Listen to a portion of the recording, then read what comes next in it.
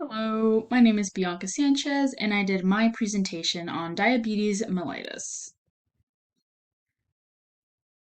So, just a little bit of history. So, it has actually been around a lot longer than I think some of us realize, with different literatures dating back all the way to ancient India and Chinese medical literatures in which they found descriptions of what seems to be diabetes. However, it wasn't until 2nd century AD that Aratus, a physician, gave the first accurate description of the disease and who coined the term diabetes. And it wasn't until 17th century that Thomas Willis, another physician, added the mellitus to, quote, describe the sweet taste of the urine. It was not until 1994 that the CDC declared diabetes an epidemic in the United States and therefore a public health concern. Currently, 37.3 million adults have diabetes. However, this number is probably much higher, as 1 in 5 do not know that they even have it. This does not include pre-diabetics, which it was found that we have about 96 million Americans who are pre-diabetic, and it was found that about 8 in 10 do not know that they're pre-diabetic. So again, these numbers are probably much higher than we realize. And it was found that it was very popular in the Hispanic and Latino communities as well as in Black communities. So, diabetes type 1 and type 2. So, diabetes itself is characterized by the inability of the body to maintain a proper blood glucose level, and therefore it'll start building up an excess on the blood. So, when it comes to type 1, which is also known as juvenile diabetes or insulin dependent diabetes mellitus, it is characterized because there is an autoimmune reaction happening in the body in which the beta cells that produce our insulin are being destroyed by the body.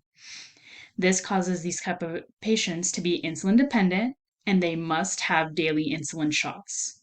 The symptoms can include increased thirst, frequent urination, and blurred vision. Now, different treatments: strict blood sugar monitoring, healthy eating, exercise, carb, fat, and protein counting, as well as pancreas transplant and the islet cell transplant are still kind of in the experimental phases, but it was seen as a possible treatment for some of these patients in those worst case scenarios. In terms of type 2, the causes of this have been when the patient is very overweight or obese, or when they have had a long term diet excessive in sugars. This happens with the pancreas that does not produce enough insulin, and this is also caused when the cells become insulin resistant. It is being blocked from binding, and therefore it is not working properly. So the little insulin that is being produced is not working how it should. The symptoms can also include these listed here for type 1, but some different ones could be slow healing sores, frequent infections, numbness and tingling in the hands and feet. And this one, they really push that healthy eating, trying to get your diet under control and your weight under control, also monitoring those blood sugars, and if it comes down to it, possibly medications such as insulin. Different research. So, in terms of type 1 diabetes, it was found a possible cause as to why the body registers the beta cells as foreign. It was found that in patients of type 1 diabetes on the beta cells, they have what's called hybrid insulin peptides, which were registered as a foreign object in the body and therefore wanted to be removed by the body. Something else that they found to possibly prevent the immune cells from attacking these beta cells altogether was to suppress the autoimmunity response in our body with different immunotherapies.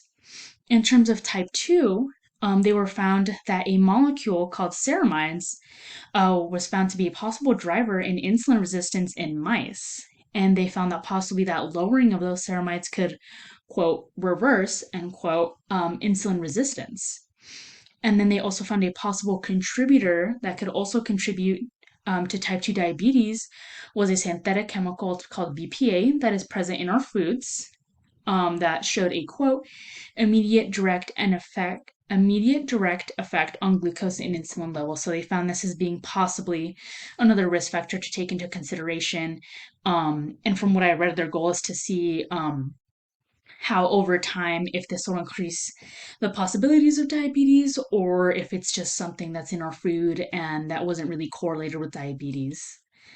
In conclusion, in terms of a cure, it seems that there is still a ways to go, just because, as I listed in terms of just type 2 diabetes research, it seems that what they're finding are just more possible risk factors, and they're kind of still in the beginning stages, so nothing too conclusive quite yet. But I think that the type 1 diabetes seems to be pretty promising. It seems that they have had good results and are doing these clinical trials just to try to at least alleviate some of these symptoms and help even better the chances when it comes to actually those pancreas transplants and the islet cell transplants. So I think, as long as we're able to identify more possible risk factors, it'll seem that we can use that to our benefit. And then here's where we're excited.